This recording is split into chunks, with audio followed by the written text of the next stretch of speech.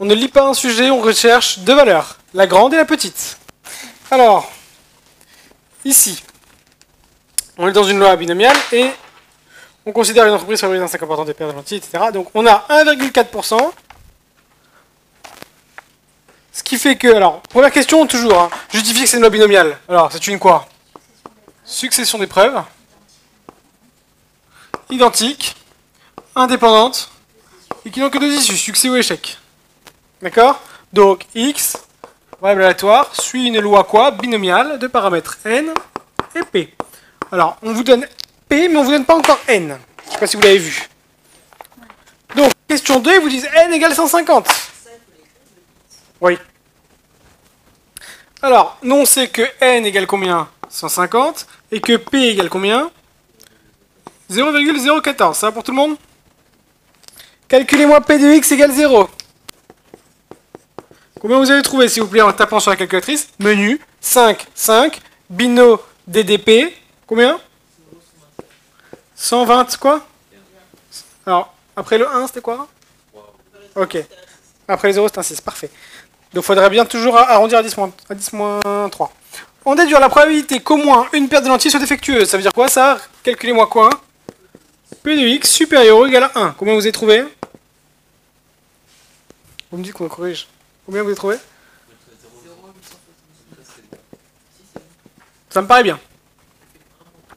Non. Bah non, surtout pas. Non, c'est faux. Si, c'est ça, oui. Excusez-moi, oui, c'est ça. Un moins un peu. C'est bon? Dans cette question, n égale 1000. Donc on va sûrement passer à une loi normale, on est d'accord? On admet que la loi normale, x peut être rapprochée à une loi normale de moyenne, la binomiale x peut être une moyenne de 14 des cartes type 3,715. Justifier ces paramètres par le calcul.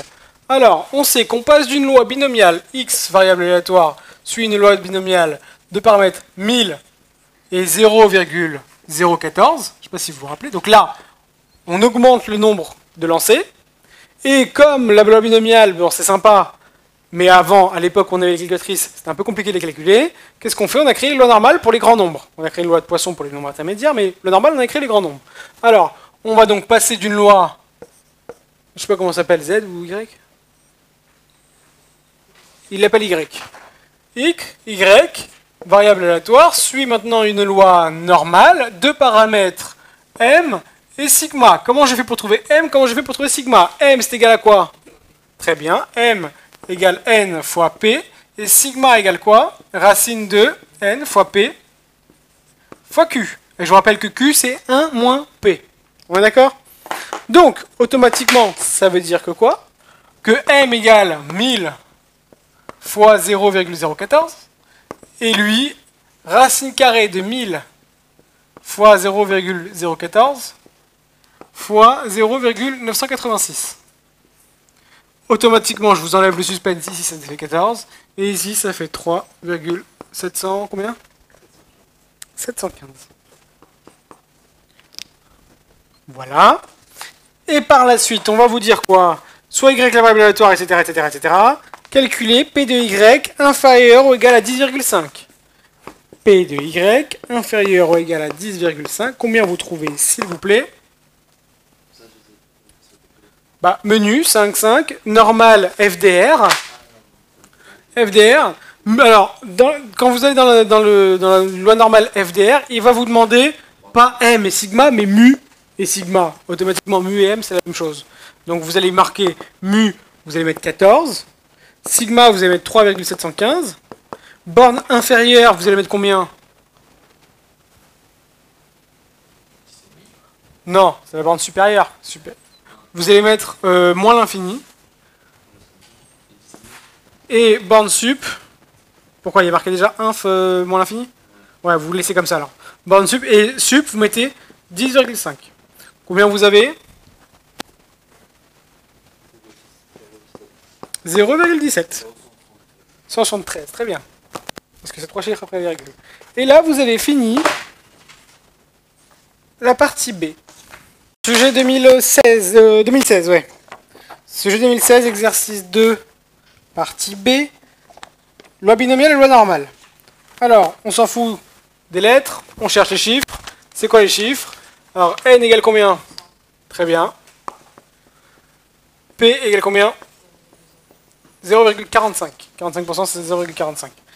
Alors, pourquoi c'est une loi binomiale? Parce que c'est une succession de preuves identiques indépendantes qui ont comme issue succès ou échec. X variable aléatoire suit une loi binomiale de paramètres 100 et 0,45. J'ai besoin d'écrire ou ça va? D'accord? Donc cette phrase, il faudra la ressortir à chaque fois en première question.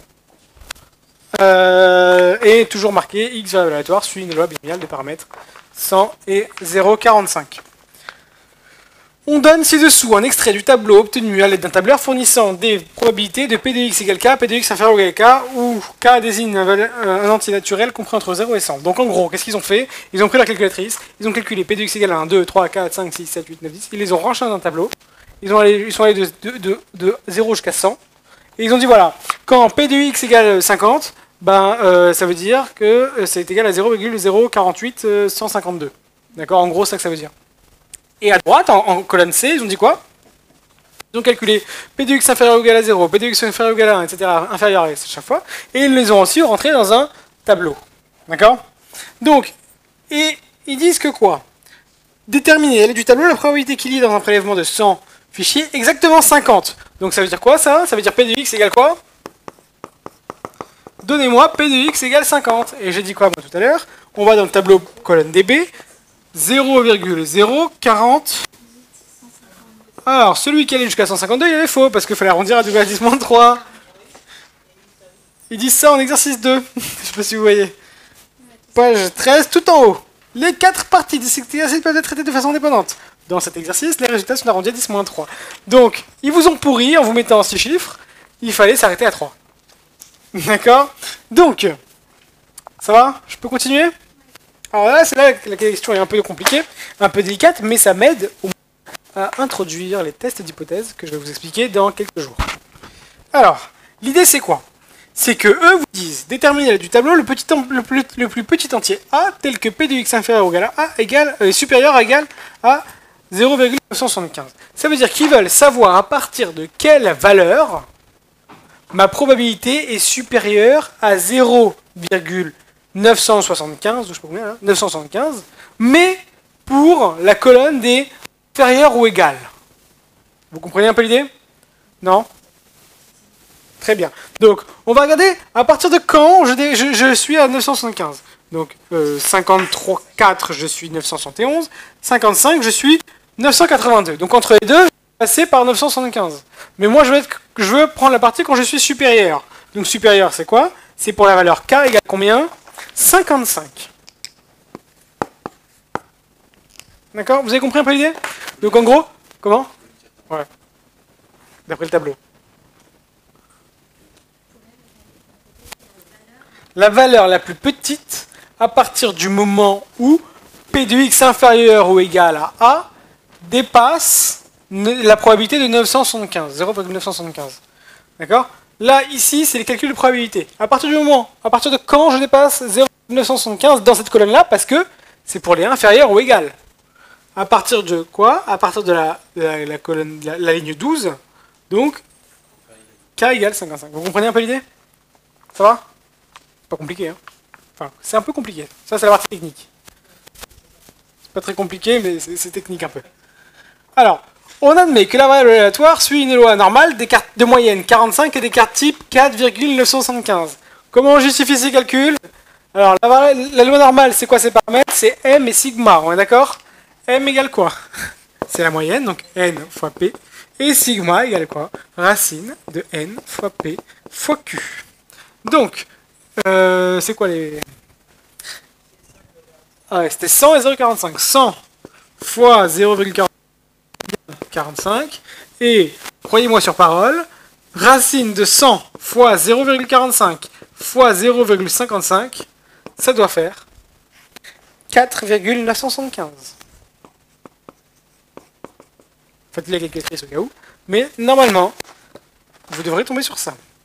Donc, maintenant qu'on est dans une loi normale de moyenne M égale 45 et de sigma égale 4,975, on va vous dire quoi? Calculer à l'aide de cette approximation au moins 50, donc P de Z est supérieur ou égal à 49,5. Donc on vous demande de calculer P de Z supérieur ou égal à 49,5. virgule 5.